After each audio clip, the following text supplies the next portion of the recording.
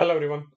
So this is episode 72. We'll be talking about the bull run cycle of 2024-25, at least my perception based on the historical trend analysis and what I predict to be the cycle of the 2024-25, which months are going to be the potential start of the bull run, and which months are going to be the potential peak or end of the bull run as per the comparison with the last two cycles.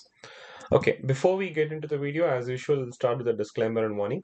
I'm not a financial advisor, I'm not an investment expert. Everything that I'm doing, all of my videos in YouTube, are just sharing my own personal learnings, and I urge you to take your own decisions based on your own research. And again, if anybody approaches you either in comments or emails or even uses my name and says that they're a professional broker or investment, everybody is a fraud. There is no such thing as a professional broker or investment advisor when it comes to crypto. Never ever send your money to anyone, because a lot of people have fallen for such people in the past, and that's why I keep repeating these disclaimers and warnings in every video. I don't have a closed Telegram group or a closed WhatsApp group because there's misinformation that easily spreads on closed groups. But I'm actively posting publicly on Twitter. Not just me. If you are trying to get information about crypto, you can, being active in Twitter gets you access to the crypto information very quick. I'll come back to this again later in the video about getting onto Twitter. So let's first understand what is a bull run cycle, right? So historically, in 2026-27 and 2020-21, there were a few months where Bitcoin had done really well as compared to the rest of the 4 years, right? Rest of the 3 year period. So this pattern, if you plot it on a map, it kind of becomes a repeating pattern. Now, we only have two proper cycles to compare it with, like 2026 2017 2016 2017 and 2020 21. So it's not it's from a statistical probability perspective, there's not enough data to say that that pattern will repeat. But again, this is the general expectation. It's also my expectation, and it's not a confirmed technical analysis by any means. But what happens is this becomes like a self-fulfilling prophecy. Like, when people start talking about something, saying that it has happened in the past and it could happen, and the discussion or the fact that people are talking about it kind of makes it happen. So that's what a self-fulfilling prophecy is. But again, we also need to take into considerations if there are going to be any black swan events like FTX and the UST Luna crash, where some of the biggest black swan events crypto has seen. I've made video episodes about both of those events, and also, if another world war breaks out, for example, these are things beyond our control. But when you compare the last cycle, 2020-21, COVID happened right in the middle of it, and it didn't have too much of an impact. In fact, it actually contributed to that cycle, probably, I would say. So some of the things that we are comparing have gone beyond the black swan events as well. But again, these are just for you to be aware of.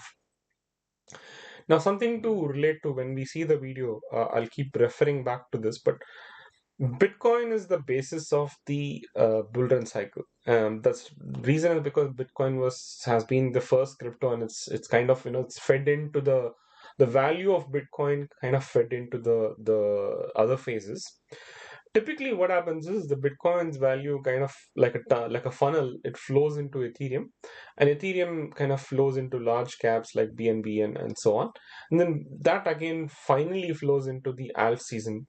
And what happens is, when Bitcoin goes from, let's say, whatever value, $1,000, and it goes 5x, 6x, for example, comparatively, the large caps or the alt tokens can go up to 20 times, 30 times, for example. And that is how we are trying to structure this video. That is how I've always, picked my investments. And, we'll talk about the timing of the Bitcoins run, as well as compare it to where and when the alt seasons will come in, and when the peak of those alt seasons are going to be. One thing that I find should be or will be different to this cycle is going to be Ethereum dominance. Now, I think Ethereum's dominance this cycle is going to be far lesser comparatively from a volume perspective. Solana is probably taken or is already taking or is already taken the place of Ethereum, because the volume has pretty much flown from Ethereum into Solana. A lot of the development teams like ProfitBots, for example, have actually moved over from Ethereum to Solana, looking at the volume. So I don't think this phase two will happen. It's probably, even if it happens, it's probably going to be the value flowing into Solana or those kind of ecosystems that translating into large caps in all season. So I think Ethereum is probably going to be a different stock compared to the last cycle, I would say. So I'm going to be using this Excel version that I've created, which from where I've created this pattern. Now, the data that I've got on this is basically just from Coin Market Cap. So if you go to Coin Market Cap, and then change the history from 1 day to all, and click on these three dots, you can actually download the entire data from a daily basis. You can download the entire data into a download price history. So it'll give you this will give you a month-wise history. So for every month from the beginning of Bitcoin, it will give you till current date. It will give you the price history. So what I've done is I've taken this price history and I've kind of massaged or manipulated into three groups, which is 2016, 2017, 2020, 21, and 24, 25. So if I take 26, 2017, again, this is even though, data was kind of similar for the previous cycle, I'm not going to go before this time frame, because this is when actually I would compare the concept of bull run was seen for the first time in the 2016, 2017 bull run. So everything about the Bitcoin cycle is predicated around the fact that Bitcoin's reward mechanism, or the mining rewards that you get for mining a Bitcoin, halves every 4 years. So, if I'm getting one Bitcoin, for example, it became 0.5, it became 0.25. For every block that I mine, what reward I'm getting halves every 4 years. And that's what increases the scarcity of Bitcoin from the perspective of, how new Bitcoin gets mined. It becomes half every 4 years. And that 4 year period is what triggers, or is kind of the pivotal point of the entire bull run cycle. So in 2016, the halving happened in July of 2016. So there's always an accumulation period prior to that, and about 2 or 3 months prior to the halving, there's a small halving run or a pre-halving rally. So there was a pre-halving rally where it went from about 450 pounds, $450 to about 700 plus dollars. And halving happened in July, and there was an accumulation period after that. Generally, after the halving happens, there's a 4 or 5 month quiet period where it's kind of not increasing too much compared to the pre-halving rally, and it starts accumulating. And it started accumulating for a 5 month fight period. And then from January of 2017 is when I would say typically the actual bull run started. And it ran up for nearly 12 months, where the peak of the Bitcoin went up to nearly $20,000. So from the point of halving, where it was around roughly $700, in 2016-2017 cycle, it went up nearly more than 20x, I would say, to go up to the peak of $20,000. And then the retrace started. So the next 3 years, starts into a retrace. So the retrace, as I think, in 2020, when I started making the videos, the retrace had reached a bottom Bitcoin price of nearly $3,000. So from $20,000, Bitcoin had gone 6 times lower, and it went up to $3,000 from a retrace perspective. So if I take this BTC key points and number of months, and if I just try and map it over to the 2020-21 position and rally, you can kind of see it predicates an identical chart it kind of follows an identical chart for the 2019, 2020, and 21 events as well. So the halving for Bitcoin happened in May 2020, and roughly around this time it was about $9,000. And again, prior to the halving, there's a pre-halving rally where it went up to nearly 10.5k, $10,500, from the lows of about $7,000, $8,000 in December 2019. About 2 3 months prior to the halving point, it kind of did a pre-halving rally. And after the halving happened, there was about a 5 month period where there was an accumulation, where it had only gone from like 9,000 to a few $1,000s, like $3,000. It went to about $12,500. And again, when the after the completion of 5 months, nearly the end of October 2020, that is when the actual bull run started. So in November 2020, it went up, it like kind of doubled from the point where halving had occurred. And from that point, there was a pre-market peak, which was about 29K, roughly around the December period. Again, I'm putting this as a comparable point, and you will know why when we map this events into the 2024 period. You will know why I'm putting that in blue and calling it the comparable point. And then, towards the April May period, this is where the 5 to 6 months into the bull run, where the altcoin peaks occurred. Now, there is no comparable point to 2016-17 because there was no concept of altcoins for the 2016-2017 period, because it was pretty much mostly Ethereum and coins were just about starting. So there was nothing more comparable that we could do from a altcoin perspective. But this is the comparable point. The first one being where we are potentially if you map it, and then the next one is first altcoin peak, and then the second altcoin peak came when Bitcoin itself eventually, after about 12 to 13 months, reached its final peak. So in the first cycle in 16-17, it had taken about 12 months for it to reach the peak. In this 2020-21, it reached the peak around $69,000 in November 2021, and pretty much all the altcoins had peaked, Ethereum had peaked, and from that point onwards, it started retracing. Now, we all know that in this particular retrace, after 2020-21, if we've been following closely, it kind of fell, I think as close to $15,000, or probably even lesser at one point, with all the black swan events and everything that happened.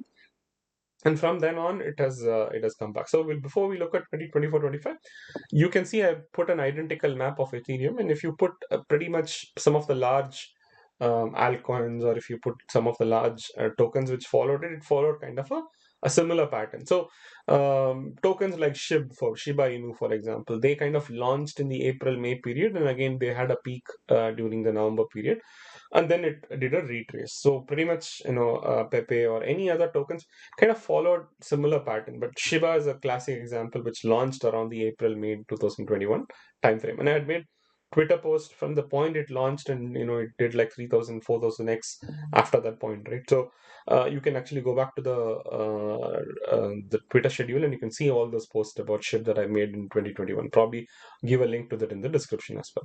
Again, I'm going to share this entire Excel in my description for you to view, and you can go and do month by month comparison to check it out.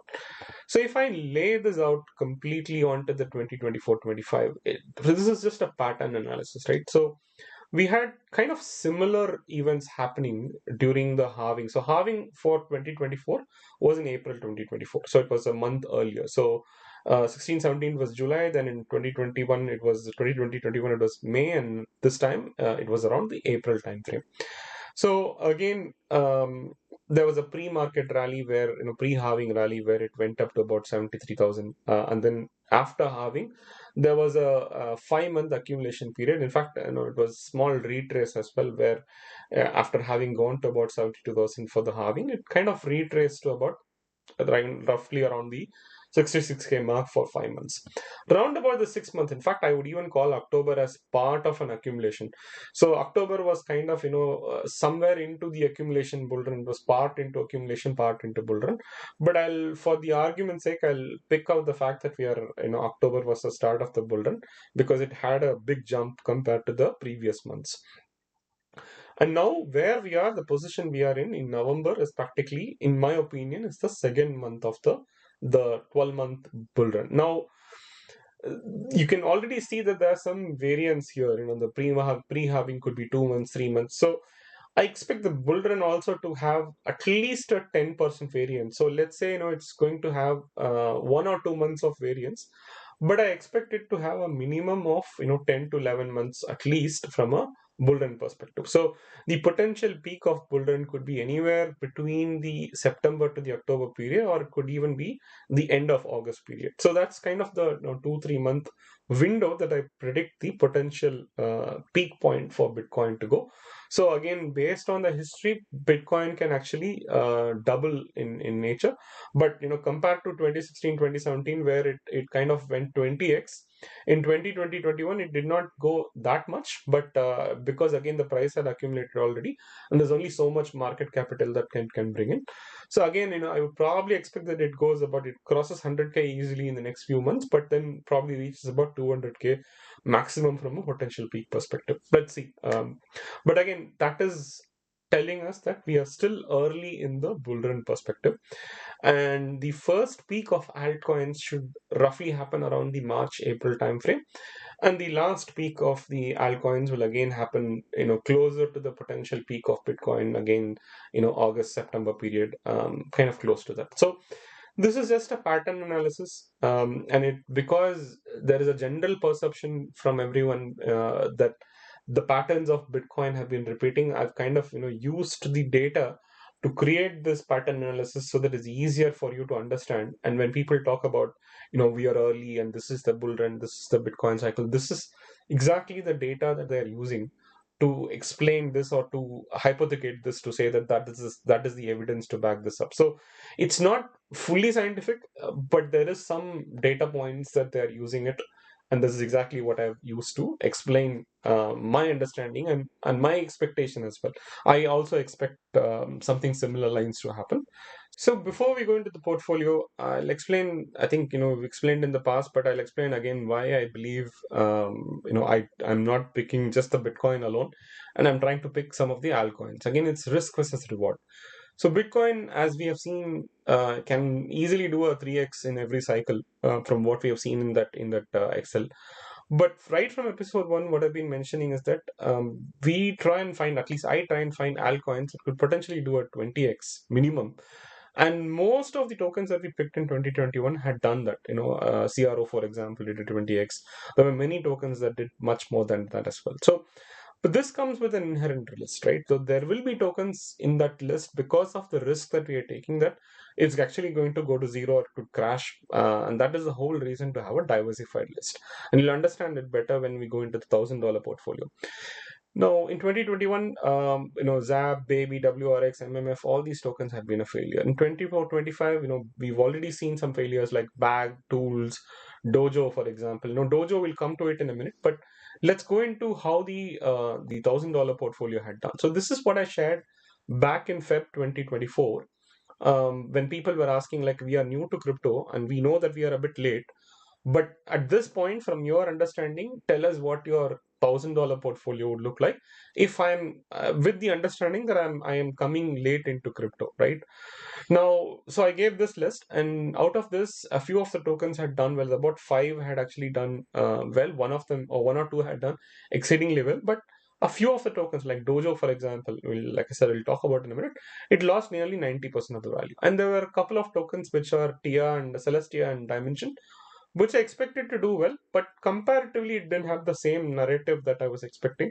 And so it hadn't done necessarily as well as I would have expected it to from the time that it got launched. But one point to notice, Celestia and Dimension were actually free airdrops because of Cosmos staking and being an active participant of Cosmos. But again, let's just look at from a price point alone. So Pepe had done exceedingly well. So comparatively, the $1,000 invested in Feb 24 in those prices would have got about $1,745 at this point of time, where bull run is just about starting from an expectation perspective. Again, the bull run has just now started for Bitcoin perspective. It has not yet come to the altcoin season yet. So we are still not doing bad from an expectation perspective, even though you have started late. Now, however, if you compare it to the fact that if you've been early, if you were in 2023, for example, some of these price points, again, I've shared, these are price points at which I had shared some of these tokens. The tokens had much lower prices before I shared, and you could have made a bigger profit if you identified these tokens. From the point that I had shared these tokens in 2023, the lowest points, if you look at it, $475 invested could have given nearly $6,000 because some of the tokens had done exceedingly well. For example, INJ had in fact gone up to $50. Profit had gone up to $30. So this is already done a 50x, and this is already done a 30x as an example, right? But again, at this point, even at this point in time, it is still would have given you about $6,000 had you started early. But again, what I've compared against is what is the return of investment for that Feb 24. If you put $1,000, we are still in profit despite the fact that there were a few tokens that had not done well. So what I'm doing here again is I'm just revising that portfolio. Again, if I were a new starter, this is a portfolio. I am not recommending or I'm not saying that this is the token that you need to buy. This is just my own list that I am sharing, saying if I was a new investor with the knowledge that I have, this is what I would be buying. That's all I'm saying. Again, please go and do your own research. I still have a lot of confidence on all the green coins. But again, I'm removing these three coins, TIA and Dimension, for the minute. I'm going to hold them. I'm not going to remove it from my portfolio. But at the moment, from a risk versus reward perspective, I think I've added these three tokens, which I think are probably a better investment compared to those two from a momentum perspective and from a community perspective. So these two tokens, Ninja and QNT, are meme tokens. In the last few days, they've done exceedingly well. In fact, Ninja has done almost like a 3x in the last few days, and QNT has also done, like, from below 1 cent, it has done about more than 3x to come to 3 cents. I've shared again, these things, Ninja, for example, I shared it when it was much, much lower, and it had done a 32x in December. But right now, again, I still think it's still a better buy. So this is my new list from $1,000 perspective. Now, outside of the $1,000 perspective, I also think that Solana and Bonk probably needs to be in a list if you just have $1,000. Because Solana, like I said, is going to be the new darling of this bull run, and all the volume and all the Twitter, all the talk that you get in the community is all about Solana these days. So again, Solana probably looks like the Ethereum of 2020-21. And Bonk is one of the oldest meme tokens, so it's probably one of the safest and oldest meme tokens to get into. If you've got another couple of $100 to put in, then that's probably where I'll throw them into. So that's my portfolio from this point onwards, from November 2024, the second month in bull cycle. Again, know that still a little late, but there are some tokens like CAS and DYOR and Winner have not done as much as I had expected them to do. So they are still at a very good entry point perspective. Winner and CAS, I do expect them to do a far better. CAS and DYOR haven't even fully launched their smart contracts yet. They have launched their blockchains and they've gone into their mainnets, but their full capability is yet to be seen and probably going to be seen during this particular bull run cycle. So that's my recommendation from that perspective. Now, one of the most important things of this bull run is going to be the profit taking or exit strategy. Now, if you go to the highlight section and you scroll down, back in March, Twitter post which is called as important profit taking or exit 2024 cycle. Now, one thing that I've done here is I've kind of broken down based on my examples, my experiences of 2021 and 2020-21, and I've used the episode 19 example, and I've given a few strategies. I've given like 6 strategies of how to approach this bull market cycle. So this is the timeline that you've seen, and you need to set your expectations or set your strategies based on the timeline. So in this video, I've explained when to do the strategies, and in this Twitter post, I've explained what to do. So from a strategy perspective, what are the 6 strategies? Now, out of the 6 strategies, sixth strategy was the most important one. I put this post in March 2024, and one of the most important points that I've said that do not trust centralized exchanges at this point. Like, even the big exchanges. If you are keeping your funds in a centralized exchange like Coinbase, Binance, whatever it is, you're probably going to end up in a similar situation to WazirX for this bull cycle. Like FTX was a classic example. I even posted the entire story of FTX in my channel. And right from 2021, when I made episode 24, in fact, episode 23, 24, right from that episode for the last 3 years, I've been saying that, do not keep your funds in centralized exchanges. Keeping your funds in centralized exchanges is the biggest mistake that you can do in crypto. From a crypto perspective, you need to be operating on the blockchain. Otherwise, you don't have control over your funds. Now, I made this post in March 2024, and WazirX went down in June, I think about 3 months later. And I made a lot of posts in Twitter about it, but people come to me and ask me after that point, like, what do we do? But you know that was the final warning point that I had, to not keep crypto in a centralized exchange. But if you are thinking that you had this experience in WazirX and you're not going to have it in the other exchanges, it's only history is only going to repeat itself. Do not keep your crypto in centralized exchanges. I have less than 5% of my entire portfolio in centralized exchange, and I also have spread it across into multiple wallets, that in case something happens with one wallet, the other wallets are at least safe. So got it at least across multiple blockchains and multiple wallets. That's a safe strategy. So again, I'll share this Twitter post also, and you can go and have a look at it. So some points that need to be considered is like, I just showed you the price point or the price impact on it. But I have been often posting about the passive income options like, LCR, OCRO, for example, Quint ING, for example, on Mito Finance, Vino Finance, Render Solana tokens on Radium. I've shown consistently in Twitter how they've been yielding like $500 plus in total returns, more than 100% in certain areas, right? So which means that if you've invested your tokens in these passive income options, you've kept your original portfolio, and you've also grown your portfolio with these passive income options. And then there are ad drops like Pipe token, W token, Wormhole token, for example. There were several ad drops that I've been posting about.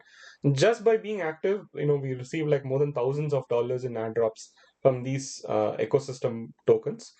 And even at some cases where you just hold an NFT, and just because you hold an NFT, you get an airdrop. So especially in Cosmos, when you are staking your Atom tokens or INJ tokens, you receive a lot of airdrops. Like Celestia and and Dimension were clear examples where most of the tokens were received as airdrops actually. And apart from this, direct staking, like INJ staking or FLR staking. FLR staking, for example, I think I posted it about like almost a year back. And if you have done the FLR staking, flare staking, the quantity of FLR tokens would have actually doubled. So even though the price has not increased, in reality, you've got like, if you've got $100 worth of FLR tokens, it should be worth $200 now or more, because the FLR quantity that you hold would have doubled by automatically getting staking earnings, or by getting the stake drops. From a flare perspective, it's called flare drops, but it just increases your portfolio without you having to do anything at all. And that is only possible if you hold it directly on the blockchain, not on the centralized exchange. So now I just wanted to take a minute and talk about the Dojo scenario, right? So Dojo had actually launched, Dojo Swap was one of the decentralized exchanges that launched on Injective. Dojo had launched about 15 cents. And I was a huge supporter of Dojo in the initial days, and it in within 2 or 3 months, it ran up to nearly $1. It ran up to more than 6x at that point of time. It also had a lot of free airdrops like Baby Dojo, and so a lot of airdrops were given for just holding Dojo or staking Dojo at that point of time. Now, I was seriously expecting this to become the pancake swap of this cycle, the darling DEX of this cycle. But instead, they chose to go down the MMF route, the Mad Market Finance route of Kronos. Unfortunately, in April 2024, they decided to launch the ETF, or the DAO token called Dojo. And I explained with a lot of history and a lot of examples to say that why launching Dojo at that point of time in the entire cycle was such a dangerous and disastrous move. And I warned them, and I tried to post it again and again repeatedly to say that don't do this, but they didn't listen. And what happened was eventually it crashed down more than 98%. And even then, I kept posting recovery options. None of these recovery options were listened to by the Dojo team, and they surrounded themselves with an echo chamber, a negative echo chamber of people that were just giving them wrong advices, and they never listened to any of the community feedback. Had they listened to the community feedback, they could have been one of the most successful projects of this bull run cycle. And we already saw that it had done a 6x even before the bull run had actually started, and it could have actually done a lot bigger, a lot more at that point of time. But again, these are some of the examples where you believe in the team, where you believe in the vision, but they end up doing something really bad, and it destroys the value that they've built so far. So again, let's come to Twitter. So the post that I made, and also some of the recent videos that I'm making, I'm making it as small format Tamil videos. But if you read the post and the content is in English, and if you look at the demo video that I make, you'll be able to easily understand on these how-to videos. So the reason why you need to pay attention to these how-to videos is because you need to be quick and fast when an opportunity arises. So I had posted in back in September, October, November timeframe, I posted videos on how you can get into the injective ecosystem, how you can buy tokens using Helix apps, how you can get the decentralized exchanges of the injective, how you can get exposed to it, how you can get onboarded onto the injective ecosystem. Now, had you been onboarded onto the injective ecosystem, on 16 December 23, I posted a token called Ninja. And in just about 2 days, it became like, from 0.001, from 0.001, it became like 0.032 cents. So it was about 32x. So if you had put about, $100, it could have become like $3,000 in a matter of just 2 days. But it needed the knowledge of being in the ecosystem. And these are the things that you will miss if you get stuck in a centralized exchange. So again, the opportunities that you're missing being in a central exchange in crypto is just enormous. And just again, another example why you need to invest time before you actually need to do something and be prepared for it so that when you actually need to do something, you can act quick. And the opportunity loss or the opportunity cost that you're losing is enormous if you're not investing your time and being prepared for it. Again, some final thoughts before we finish. Now, if you see all these videos, I've made a lot of videos and I've made a lot of content during the entire 3-year bear market, what we call as the accumulation phase. I've repeated only one thing in all of those areas, right? And right from be it last year or year before. So my confidence is only increasing in crypto. So back in 2020, when I made my episode 1, if you go back and watch it, I've said in one of the slides that I think BTC can go to zero or can actually go to $100,000. But at this point, I think BTC has got such a strong backing that countries have actually started putting BTC into their reserves. Countries have started buying, ETFs have started buying. More than retail, commercial and corporate sectors have come in, governments have come in. So I think BTC has become a much stronger store of value than ever before. So there might be a retrace, there will definitely be a retrace, but I think BTC has got such a strong backing that it's probably become almost like a replacement for gold. Now, in one of the university lectures, I mentioned it once. So in about, I think, 2021-22, one of the state universities in Tamil Nadu asked me to do a guest lectures to the students, to the management students for crypto in general. So I had a few slides in which I was talking about like why gold, and why would Bitcoin be a replacement for gold? Considering scarcity, gold is not scarce, scarce enough, and the young population's choice and variety of other factors. I said, like, what happens if the new generation decides that gold is no longer a valuable commodity and Bitcoin will be the next valuable commodity, or is going to be the replacement from a store of value perspective? Gold is currently considered as a widely considered as a store of value, but I was giving some points to say that why Bitcoin cannot become the next gold. And the reaction from the students and from professors, I think at that point of time, felt like no one took that point seriously. They were like, probably, what is he talking about? So, but today, if you look at some of the leading players, including Chris, for example, from Crypto.com, he is the owner of Crypto.com. Even he started saying this, countries should sell their useless gold and buy Bitcoin. So this is where we've come to from a crypto perspective. So if you were in early, if you started watching my videos from 2020, you can see the value that we've accumulated. And this is the bull run that we're waiting for. Again, make sure that you read the profit taking strategy and you put in the plans to take profits, and don't miss out on realizing your profits, because if you don't realize profits, pip profits are useless. So hopefully this video was useful to you. Until next time, thank you. Bye.